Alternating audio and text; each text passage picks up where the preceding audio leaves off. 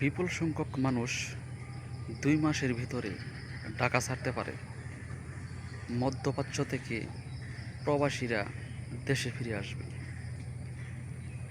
বাংলাদেশের শিল্প কারখানা বন্ধ হয়ে যাবে যদি যুদ্ধ না থামে। এখনই উচিত বাংলাদেশের সরকারকে জাতীয় ঐক্য করার। আপনারা কে কোন দল করছেন, সবাইকে সব ভেদাভেদ ভুলে জাতীয় ঐক্য করা খুবই প্রয়োজন। দেশের এখন খুবই ক্লান্তি লগ্ন।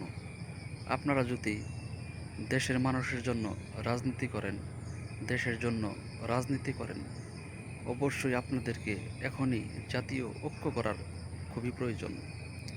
দেশে জ্বালানি সংকট।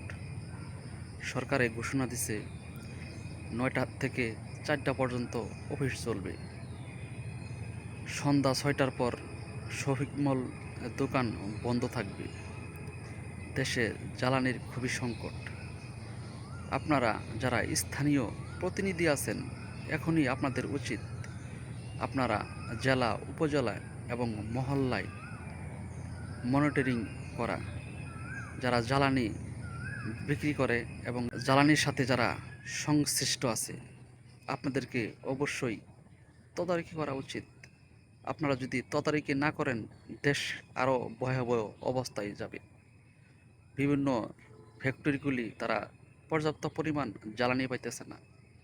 ফ্যাক্টরি যদি জ্বালানি না পায়, শিল্প কারখানাগুলি বন্ধ হয়ে যাবে। শিল্প কারখানা হচ্ছে দেশের সম্পদ। অবশ্যই এই সম্পদ আপনাদেরকে রক্ষা করতে হবে। জয় হোক মানবতার। আল্লাহ মহান।